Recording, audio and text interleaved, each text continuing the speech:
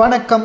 சற்று முன் கிடைக்கப்பெற்ற மிக முக்கியமான செய்தி ஒன்று வெளியாகி உள்ளது. ஸ்டாலினுக்கு எதிராக ஒட்டப்பட்ட போஸ்டரால் பரபரப்பு. 2026 சட்டசபை தேர்தலில் திமுக ஆட்சியே அமைக்காது, ஸ்டாலின் அவர்கள் சொன்ன வாக்குறுதியை நிறைவேற்றவில்லை என்ற பல்வேறு கருத்துக்களும் சமூக வலைதளங்களில் வைரலாக பரவி வரக்கூடிய நிலையில் திமுக ஆட்சி 2026 சட்டசபை தேர்தலில் கலைக்கப்படும், தமிழக வெற்றிக் கழகத்தின் தலைமையிலான ஆட்சி அமைக்கப்படும் என்று தவேகாவின் நிர்வாகிகள் தென் மாவட்டங்கள் வட மாவட்டங்களில் போஸ்டர்களை ஒட்டி வருகிறார்கள். திமுகவின் ஆட்சி இனி வேண்டாம் என்ற முடிவிற்கு தமிழக மக்கள் வந்துவிட்டதாகவும் சமூக வலைதளங்களில் வைரலாக பரவி வருகிறது.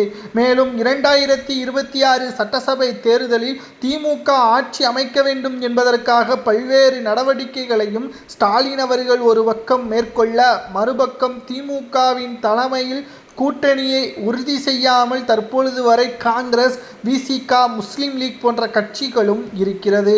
இதற்கு மிக முக்கியமான காரணம் தொகுதி பங்கீடில் பிரச்சனைகள் இருப்பதாகவும், சுமார் 55 தொகுதிகளை கேட்கக்கூடிய காங்கிரஸ், திமுக வெறும் 25 தொகுதிகள் தான் 2021 கொடுக்கப்பட்டது, மீண்டும் அதே தொகுதிகள் கொடுக்கப்படும் என்பதையும் வாக்குறுதி கொடுத்துள்ளார்.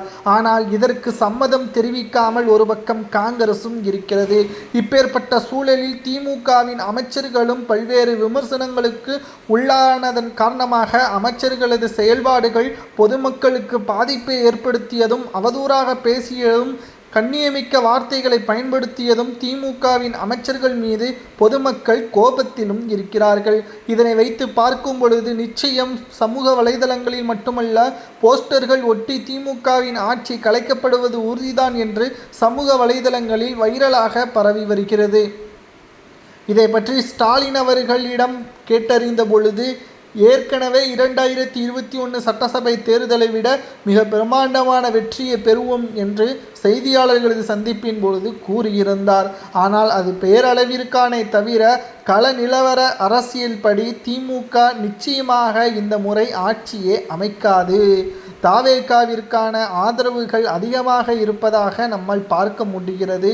மேலும் போஸ்டர்கள் ஒட்டப்பட்டு ஸ்டாலின் அவர்களுக்கு எதிராக விமர்சனங்கள் முன்வைக்கப்பட்டு வருவதால் நிச்சயம் 2026 சட்டசபை தேர்தல் அரசியல் களம் சூடுபிடிக்கும் என்று கூறப்படுகிறது. மேலும் திராவிட முன்னேற்றக் கழகத்தின் தலைமை கூட்டணி பேச்சுவார்த்தை மீண்டும் கூட்டணி கட்சிகளுடன் ஆலோசனை நடத்த உள்ளார் ஸ்டாலின் அவர்கள். பொதுமக்களாகிய உங்களது கருத்துக்களை கூறுங்கள். யார் வெற்றி அடைய வேண்டும் என்று